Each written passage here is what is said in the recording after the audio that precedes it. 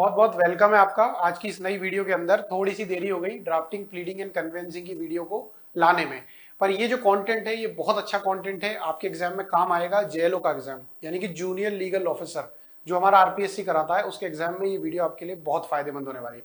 तो पुरानी past videos जो भी हमने डाली है वो आप देखिए और उसके बाद इस वीडियो पर आइए। डायरेक्ट यहाँ जंप मत करिए क्योंकि ये सीरीज चल रही है, तो इस सीरीज को स्किप मत करिए और अपनी तैयारी को और अच्छा कर लीजिए। देखिए, एक शायरी कह लो या एक मोटिवेशनल कोट कह लो, मैं लेके आया था आप लोगों के लिए। मैंने पढ़ा था कहीं पर, मुझे ये नहीं पता चला कि किस व्यक्ति ने इतने महान शब्दों का बर्थ दिया, यानी कि जन्म दिया इन महान शब्दों को। पर देखिए, ठीक से खड़े होने के लिए लड़खड़ाना तो पड़ता है। अगर हमें ठीक से खड़ा होना है तो लड़खड़ाना पड़ेगा। अब कई लोग इसका मीनिंग ये समझेंगे कि किसी बच्चे के बारे में बात हो रही है जो अभी अभी पैदा हुआ है, 6-7 महीने का है, और वो लड़खड़ा के यानी कि अपने दोनों पैर और हाथों से चल रहा है और उसके बाद में सीख रहा है चलना। नहीं, यह है नॉन फिक्शनल। जैसे किताबें होती है ना, फिक्शनल और नॉन फिक्शनल, तो ये इस तरीके का है कि अगर ये जो किताब है और उस किताब के थ्रू हम इस एग्जाम्पल को लेना चाहें तो ये वो चीज है जो हमारे जीवन में बहुत काम की है। कि अगर हमें ठीक से चलना है, यानी कि अगर कोई लीगल ऑफिसर बनना है, हमें आरजेएस बनना है, हमें कोई और नौकरी चाहिए, या हमें किसी भी तरीके का कहीं पर भी हमें अपने आप को प्रूव करना है, कोई बिजनेस करना है, कोई जॉब करनी है, तो वहां पर हमें अगर ठीक से चलना है, यानी कि हमें वहां सक्सेसफुल होना है, तो वहां पे उससे पहले हमें काफी कोशिश करनी पड़ेगी। फेलियर, सक्सेस, सब कुछ देखकर हमें उस बुलंदी पर पहुंचना पड़ेगा। और ये जो बुलंदी कब आएगी? जब हम लड़खड़ाएंगे। तो लड़खड़ाना तो पड़ता है, हर किसी को पड़ता है। हाथ में कोई भी आपको सामान नहीं दे देगा। एक एज के बाद में माता पिता भी बोलेंगे कि बेटा कुछ कर ले। तो वो चीज है कि ये जो वैकेंसी आई है हमारी जूनियर लीगल ऑफिसर की, इसके लिए हम अभी लड़खड़ा रहे हैं। जिस दिन सिलेक्शन हो जाएगा हम खड़े हो जाएंगे। तो हमें यहां से यहां की दूरी तय कर रहे हैं, इन वीडियोस को देख के, इन कंटेंट को ग्रेस्प करके, ये पढ़ाई करके। तो आगे बढ़ते हैं कि आज हम पढ़ेंगे ऑर्डर कौन सा? रिटर्न स्टेटमेंट, यानी कि ऑर्डर 8। हमने अभी प्लीडिंग पढ़ लिया, प्लेंट पढ़ लिया, ऐसा मैं मान रहा हूं कि आप लोगों ने पढ़ लिया है, तभी हम आज यहां आए हैं। तो यही जो हमारा थंबनेल है इस वीडियो का, जिस तरीके से मैं हर बार आता हूं ये स्लाइड लेकर कि ड्राफ्टिंग, प्लीडिंग, कन्वेंसिंग सब्जेक्ट है, ड्राफ्टिंग के अंदर ही प्लीडिंग आती है, इसके लिए हमने 2 वीडियोस कवर कर लिए। देरी नहीं करते हैं, आगे बढ़ते हैं। Return statement. अब रिटर्न स्टेटमेंट क्या होती है? लिखित बयान। देखिए, मैंने प्लेंट समझाया था कि एक प्लेंट होती है जिसको जो व्यक्ति होता है वादी, यानी कि प्लेंटिफ, वो जमा करता है कोर्ट में और बताता है कि मेरे साथ ये गलत हो गया है और मेरा ये कॉज ऑफ एक्शन है, मैं आपसे राहत चाहता हूं। ऐसे कोर्ट के सामने वो व्यक्ति आके कहता है। उसके लिए सिविल सूट दर्ज होता है, यानी कि सीपीसी काम में आती है, सिविल प्रोसीजर कोड काम में आता है।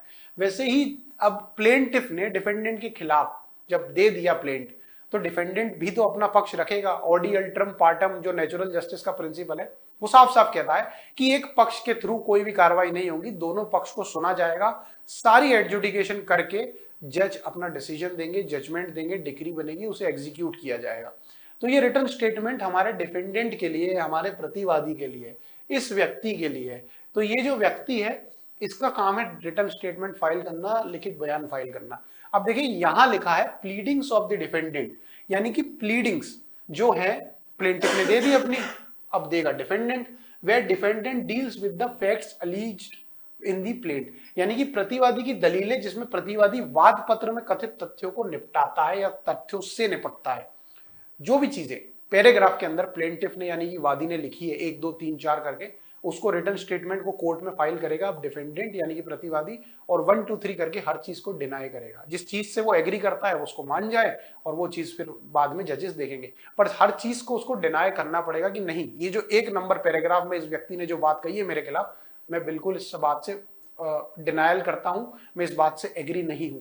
तो प्रतिवादी अपनी दलीलों के अंदर बताता है कि जो भी प्लेंटिफ ने कहा है वो मेरे लिए बिल्कुल सही नहीं है, वो झूठ कह रहा है या गलत कह रहा है, जो भी तरीका है। हु में file return statement, return statement कौन फाइल कर सकता है, लिखित बयान कौन फाइल कर सकता है? तो साफ बात है, प्रतिवादी कर सकता है। अब देखिए, प्रतिवादी तो कर सकता है। प्रतिवादी अगर मान लो किसी भी रीजन से नहीं अवेलेबल हो सकता कोर्ट में, तो किसी ऐसे व्यक्ति को ऑथोराइज्ड कर दे, विधिवत अधिकृत कर दे उस व्यक्ति को कि आप मेरे बिहाफ पे प्लीज आ जाइए, मैं आपको सिग्नेचर करके अथॉरिटी दे रहा हूं, आप मेरे बिहाफ पे आके केस लड़िए। अब होता क्या है, एक जनरल इंफॉर्मेशन मैं आपको दे देता हूं। आप लोगों ने अगर कोर्ट विजिट नहीं किया है तो उन लोगों के लिए, जिन्होंने किया है उन्हें इसकी नॉलेज होगी। देखिए क्या होता है कि कई बार व्यक्ति जो होता है वो बहुत दूर रहता है, किसी दूसरे स्टेट में या दूसरे राज्य में, किसी शहर में रहता है, और कोर्ट कोई और दूसरी जगह होता है, वहां पर उसके खिलाफ सिविल सूट फाइल हुआ होता है। तो वो एक वकील को या फिर किसी ऐसे व्यक्ति को, अपने रिश्तेदार को ऑथोराइज कर देता है कि मेरे ब्याह पे ये आएंगे तारीखों पे अपीयर होने। तो या तो प्रतिवादी खुद कर ले, रिटर्न स्टेटमेंट लिख के सबमिट, या फिर किसी व्यक्ति को ऑथोराइज कर दे, विधिवत अधिकृत कर दे। अब देखिए कहीं ऐसा होता है कि एक डिफेंडेंट नहीं होता, प्रतिवादी एक नहीं होता, बहुत सारे प्रतिवादी होते हैं, डिफेंडेंट्स होते हैं। तब क्या होगा सर, अलग अलग रिटर्न स्टेटमेंट दी जाएगी? नहीं, ऐसा नहीं होता, एक कॉमन रिटर्न स्टेटमेंट दे दी जाएगी, यानी कि सब लोगों की मिला के एक रिटर्न स्टेटमेंट दे दी गई। अब उस रिटर्न स्टेटमेंट को प्रेजेंट कर दिया जाएगा कोर्ट में, उसमें सबके नाम लिखे होंगे। तो ऐसा है। और देखिए कि एक इंपॉर्टेंस क्या है कि साइन सबको करना है, कि अगर 10 डिफेंडेंट है, 10 प्रतिवादी है, तो सब साइन करेंगे और उसके बाद में ही उसे जमा कराया जाएगा। तो सबके साइन यानी कि हस्ताक्षर जरूरी है। ठीक है, सामान्य लिखित बयान तो आप कर रहे हैं, पर उसके अंदर साइन सबके लगेंगे। और वेरिफिकेशन एक और चीज होती है, यानी कि सत्यापित किया जाता है। तो ये जो वेरिफिकेशन होती है ना, ये वेरिफिकेशन अगर क्या करेगा कि एक डिफेंडेंट एक प्रतिवादी भी करेगा तो चल जाएगा। तो वेरिफिकेशन में एनी वन डिफेंडेंट चलेगा, और सिग्नेचर हमें रिटर्न स्टेटमेंट पे हर व्यक्ति का चाहिए, ये कोर्ट कहता है। देखिए रूल 1 ये इंपॉर्टेंट है, इसीलिए पढ़ा रहे हैं, आपके काम आएगा। हो सकता है किस्मत बहुत अच्छी रही तो ये क्वेश्चन वहीं मिल जाए पेपर के अंदर और आप मुझे याद कर लें। तो रूल 1 क्या कहता है, अगर वहां क्वेश्चन मिल जाए तो मुझे याद जरूर कर लीजिएगा कि सर ने बताया था तो काम आ गया। अब देखिए रूल 1 क्या है। रूल 1 ये कहता है कि समन निकल लिया, समन आया, अब उसके अंदर प्लेंट भी आई है, यानी कि वाद पत्र भी आया है एक व्यक्ति के पास में। वो आराम से चाय पी रहा था घर पे बैठ के, बाहर से पोस्ट ऑफिस यानी कि डाकिया आता है या पब्लिक ऑफिसर आ जाते हैं, वो आते हैं, वो गेट खोलता है, हाँ भाई साहब क्या हो गया, तो वो बताता है कि आपके खिलाफ समन आया कोर्ट से। तो समन खोल के देखता है, तो जिस तारीख को भी उसने देखा है वो तारीख देखी जाएगी, उससे सिग्नेचर ले लिए जाएंगे। पीछे एक और समन होता है, 2 कॉपीज होती है, उसके बाद में वो जो होते हैं लेके, जिन्होंने समन डिलीवर किया है वो चले जाते हैं।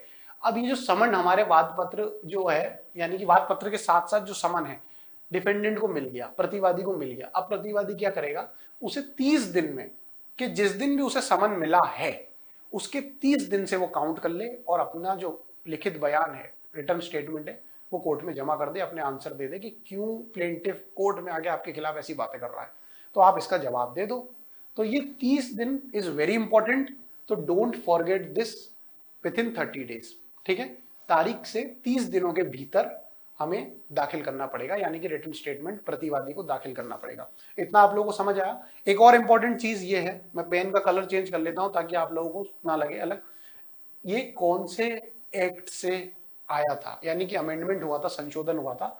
तो जो संशोधन था ना, ये 2002 का संशोधन था, जिसमें ये प्रोविजन परंतु था वो ऐड हुआ था, ये वाला, ये नहीं, ये वाला। तो ये 2002 के अंदर आया था। अब इस 2002 में क्या हुआ कि कोर्ट ने कहा 30 दिन का समय कम है, कभी क्या हो सकता है, कोई रीजन हो सकता है, व्यक्ति 30 दिन में नहीं आया, मान लो वो बाहर गांव घूमने गए थे, 17-18 दिन बाद वो अपने घर आते हैं, उन्हें पता चलता है एक समन पड़ा है घर पे, तो वो समन है, उनको पता चला तो 13 ही दिन बचे हैं। तो ये चीज है कि कोई भी सफिशिएंट रीजन या बीमार हैं, XYZ बहुत सारी चीजें हैं, वो कोर्ट का डिस्क्रिप्शन है, विवेक अधिकार है, तो मैक्सिमम 90 दिन। ये जो 90 दिन की जो बात है ना, ये 90 दिन ही 2002 के अमेंडमेंट यानी कि संशोधन से आया था। तो ये चीज याद रखना कि इस सेक्शन में रूल 1 के अंदर एक तो 30 दिन की बात इंपॉर्टेंट है, ज्यादा घुमाने की कोशिश करता है अगर एग्जामिनर हमको, तो ये पूछ लेंगे कि किस अमेंडमेंट से ये चीज आई थी, तो 2002 का अमेंडमेंट था, इसको याद रखना। अब देखिए एक केस है, इंपॉर्टेंट है, आप लोगों ने पास्ट ईयर के पेपर्स में देखे होंगे कि केस बड़े पूछे जा रहे हैं। तो केस है Salim advocate bar association versus union of India. कोई और किसी तरीके से प्रोनाउंस कर सकता है, मैंने इस तरीके से कर दिया, उसके लिए माफी चाहता हूं। दूसरा कुछ और तरीका है तो आप कर लीजिएगा, पर केस का नाम याद रखिए। इस केस में ये कहा था कि चलो हम मान लेते हैं कि 30 दिन में नहीं आया, सफिशिएंट रीजन दिया, 90 दिन कर दिया कोर्ट ने, तो क्या 90 दिन मैक्सिमम होगा? तो इस केस के अंदर बताया था कि 90 दिन से भी ज्यादा हो सकता है अगर कोर्ट को लगता है तो ये कोई ऐसा रूल नहीं है कि 90 दिन मैक्सिमम हो गया। पर हालांकि एमसीक्यूज में 90 दिन वाला क्वेश्चन आता है तो उसको याद रखिएगा। पर यह है कि इस केस के अंदर बोल जाता है कि 90 दिन की भी अगर एक्सपायरी हो जाती है तो इसके बाद भी कोर्ट के पास एक्सेप्शनल पावर्स हैं कि ऐसी असाधारण परिस्थितियों के अंदर कोर्ट बोलेगा चलो 90 दिन के बाद भी समन आपके पास पहुंचा या आप रिटर्न स्टेटमेंट दाखिल कर दीजिए, समन नहीं रिटर्न स्टेटमेंट दाखिल कर दीजिए। ये बात है ऑर्डर 8 रूल 10 में आप देखेंगे।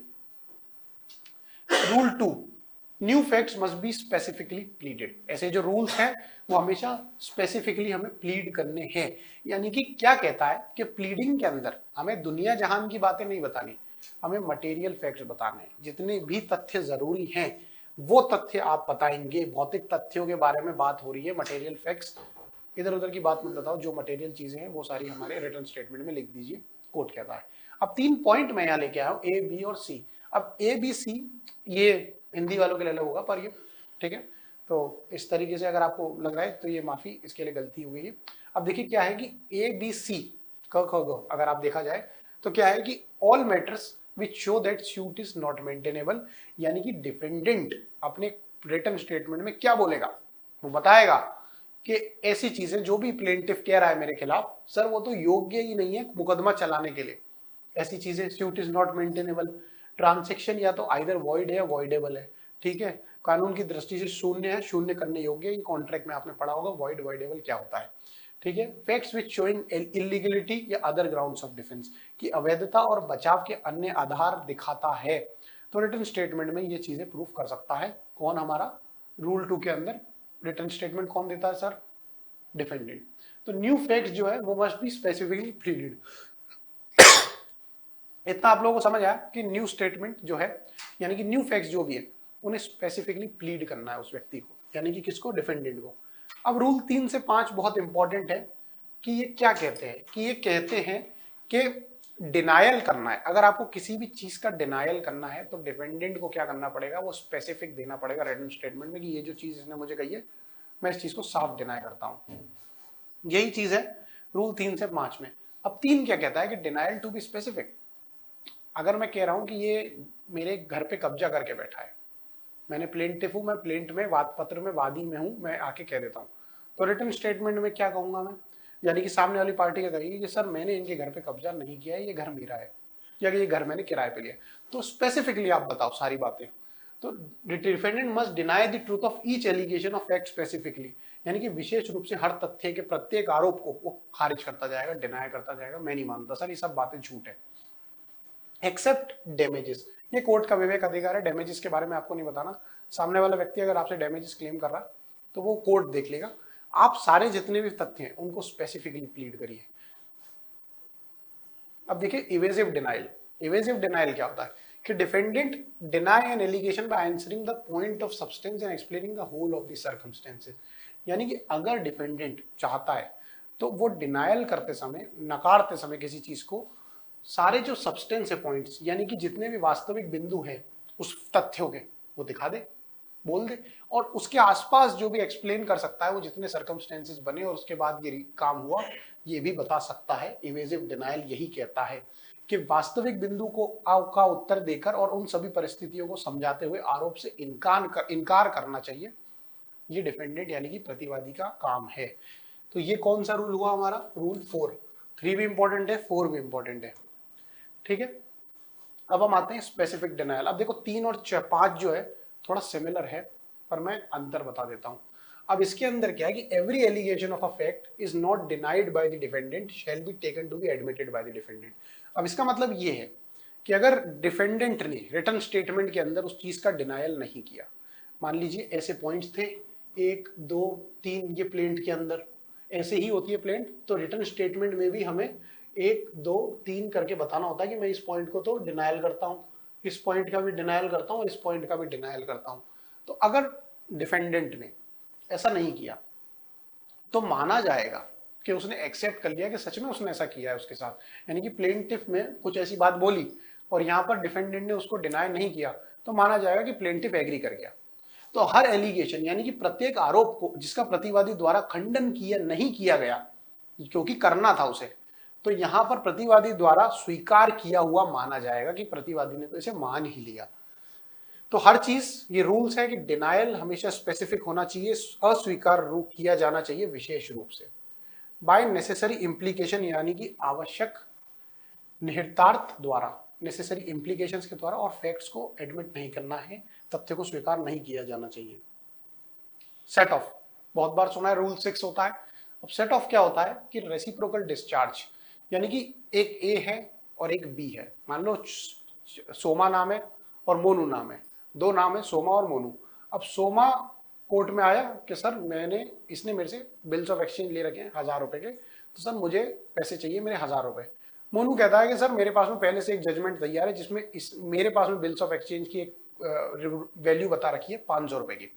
तो क्या होगा कि कोर्ट बोलेगा ठीक है, हम इसको माइनस कर देते हैं 1000 में से 500, और एंड में जो जजमेंट अगर मान लो सोमा की तरफ आती है, फेवर में आती है, तो मोनू अब बचे 500 सोमा को दे देगा। ये होता है सेट ऑफ। आसान भाषा में रेसिप्रोकल डिस्चार्ज, ठीक है, कि of debt between two parties. दो पार्टीज हैं, उनके आपस में दो अलग अलग डेट है, एक इससे उधार मांग रहा है, एक उससे उधार मांग रहा है, आपस में उधारी चल रही है। तो ये जो डिस्चार्ज है ये सेट ऑफ के थ्रू करी जा सकती है। In other words it means a claim set up against each other. दो पक्षों के बीच ऋणों का पारस्परिक भुगतान अगर करना है तो दूसरे शब्दों में इसका अर्थ है दूसरे के विरुद्ध किया गया दावा। अब देखिए, टू म्यूचुअल डेट्स हैं ये, जैसे कि बता रखा है, तो कोशिश यही करी जाती है इस रूल के थ्रू कि ज्यादा से ज्यादा सूट फाइल ना हो, कोर्ट का समय खराब ना हो। वैसे ही कोर्ट में 2-2.5 करोड़ केसेस पेंडिंग है, तो ऐसा कोई और केस ना आए जिस कोर्ट का समय खराब करे। तो it avoids the necessity of filing a fresh suit. अगर कोई सूट आपके खिलाफ चल रहा है या उस व्यक्ति के खिलाफ चल रहा है और डिफेंडेंट जो है वो चाहता है कि मेरे बीच से पैसे निकलते हैं, तो वो सेट ऑफ इसके अंदर दिखा सकता है और माना जाएगा कि जिस दिन ये सूट पहली बार दर्ज हुआ था उसी दिन से सेट ऑफ भी दर्ज हो गया। ये चीज है सेट ऑफ। अब देखो, दो काइंड हैं, दो तरीके के सेट ऑफ होते हैं, पर हमारे इस ऑर्डर के अंदर लीगल सेट ऑफ काम आता है, यानी कि कानूनी सेट ऑफ। अब इसके अंदर है ऑर्डर 8 रूल 6। ऑर्डर 8 रूल 6, अगर ये विजिबल नहीं है तो ये आप क्वालिटी थोड़ी बढ़ा लीजिएगा। ऑर्डर 8 रूल 6 के अंदर जो सेट ऑफ है वो है लीगल सेट ऑफ। और हमारे जजमेंट का जो ऑर्डर है 20, उसकी रूल 19 क्लॉज 3 में भी दे रखा है सेट ऑफ, पर वो इक्विटेबल सेट ऑफ है। वो हमारा विषय वस्तु नहीं है, मैंने बता दिया कि कहाँ आता है। तो ऑर्डर 8 रूल 6 में हमारा सेट ऑफ है। सेट ऑफ हमेशा रिटन स्टेटमेंट के थ्रू होता है, यानी कि किसके थ्रू होता है, लिखित बयान के थ्रू। और कोर्ट जब भी जजमेंट प्रोनाउंस कर रहा होता है वहां पर सेट ऑफ की भी जजमेंट दे देता है, यानी कि मेन जो सूट है उसकी जजमेंट आएगी, उस दिन सेट ऑफ की भी जजमेंट आ जाएगी। देखो, काउंटर क्लेम 6A से 6G, ये भी इंपॉर्टेंट है।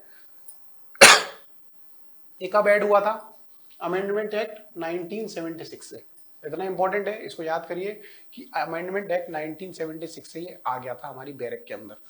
अब काउंटर क्लेम क्या होता है? ये एक तरीके का क्रॉस सूट होता है, ठीक है। अब क्रॉस सूट में क्या होता है कि एक सूट बहुत ज्यादा सिमिलर है, सेट ऑफ और काउंटर क्लेम कंफ्यूजन होता है पर अलग है फिर भी। देखिए, काउंटर क्लेम में लिमिटेशन बहुत इंपॉर्टेंट रोल प्ले करता है, कि अगर लिमिटेशन की बात है तो लिमिटेशन रोल प्ले करेगा। देखिए, इसके अंदर लिमिटेशन जो है वो बहुत इंपॉर्टेंट रोल प्ले करता है कि लिमिटेशन का टाइम पीरियड अगर निकल गया तो काउंटर क्लेम नहीं हो सकता, ये वाली बात है। अब देखिए, ये क्लॉज ऐड हुआ था कहां पर? 1976 के अमेंडमेंट से। ये याद करना कि अमेंडमेंट से हुआ था, और ये डिस्क्रिशनरी रेमेडी है, यानी कि विवेक अधिकार होगा कोर्ट का तो ये रेमेडी मिल जाएगी उस व्यक्ति को, वरना नहीं मिलेगी। रूल 6A से 6G के बीच में है। इंपॉर्टेंट क्या है? काउंटर क्लेम के सेक्शंस कहाँ हैं? 6A से 6G, यानी कि रूल्स कहाँ हैं? 6A से 6G। और कॉज ऑफ एक्शन के बारे में ये भी बात करता है, यानी कि अगर सिविल सूट है तो कॉज ऑफ एक्शन की बात तो होनी है। तो वादी की कार्रवाइयों का कारण बता सकते हैं, जैसे कि डिफेंडेंट के पास में ये पावर होती है क्रॉस सूट की। अब प्लेंटिफ तो अपनी चीज लेके आ गया कोर्ट में, डिफेंडेंट क्या करेगा? तो डिफेंडेंट क्रॉस सूट कर सकता है, काउंटर क्लेम कर सकता है। इसमें कॉज ऑफ एक्शन जरूरी है। दूसरी चीज क्या है कि ये डिफेंडेंट करता है प्लेंटिफ के खिलाफ, एक तरीके का नया सूट होता है जो प्लेंटिफ के खिलाफ माना जाता है, और ये उस दिन से माना जाएगा जिस दिन उसने क्रॉस सूट डाला, यानी कि काउंटर क्लेम डाला। पर सेट ऑफ पहले तारीख से, यानी कि मेन जो सूट है उसकी जो पहली तारीख है उस दिन से ही माना जाता है। काउंटर क्लेम जिस दिन दर्ज हुआ उसी दिन से माना जाता है। भले ही मान लो एग्जाम्पल के तौर पे मेन जो सूट था वो 1 जनवरी को हुआ था और हमारा जो सेट ऑफ था वो 15 जनवरी को हुआ, तो पर माना जाएगा कि ये 1 ही जनवरी को हुआ, पर काउंटर क्लेम में माना जाएगा कि ये 15 जनवरी को हुआ। तो अगर सेट ऑफ है तो ऐसा नहीं है कि काउंटर क्लेम नहीं हो सकता, काउंटर क्लेम हो सकता है साथ साथ सेट ऑफ के।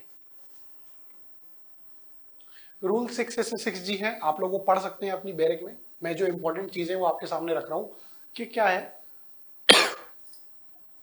कि not just an ascertained sum but any other right that the defendant is entitled to claim against the plaintiff. जरूरी नहीं है कि कोई सम एसर्टेन्ड जो हो वो हो, पर अगर कोई और अदर राइट है जो डिफेंडेंट का बनता है प्लेंटिफ के खिलाफ तो वो मांग सकता है। ये चीज यहाँ पे बता रखी है। प्लेंटिफ क्या करेगा कि रिटर्न स्टेटमेंट फाइल कर सकता है। तो plaintiff shall file the return statement to answer the claim. अब देखिए इतना हमें पता है कि प्लेंटिफ जो है वो रिटर्न स्टेटमेंट नहीं फाइल करता। रिटर्न स्टेटमेंट कौन करता है? ये करता है हमारा डिफेंडेंट, और प्लेंट को करता है कौन? प्लेंटिफ। ठीक है, तो ये हमारा मेन सूट चल रहा है, ये मेन सूट चल रहा है इतना सिविल कोर्ट के अंदर। तो ये जो डिफेंडेंट है ये अब प्लेंटिफ के खिलाफ काउंटर क्लेम डालेगा। अब यहाँ पे प्लेंटिफ को रिटर्न स्टेटमेंट देना है, ये वाली बात काउंटर क्लेम में बता रखी है कि ये देखिए कि प्लेंटिफ को अब रिटर्न स्टेटमेंट फाइल करनी है और जो भी दावा वो कर रहा है डिफेंडेंट उसको आंसर करना है। ठीक है, अब counter claim is treated as separate suit. ये एक अलग सूट माना जाता है, हालांकि सेट ऑफ नहीं माना जाता है, ये डिफरेंस है दोनों के अंदर। ये माना जाएगा कि एक अलग सूट है और इसको कब करना है? लिमिटेशन पीरियड के अंदर ही फाइल करना है, और कोर्ट फीस भी दी जाती है, हालांकि सेट ऑफ में नहीं दी जाती।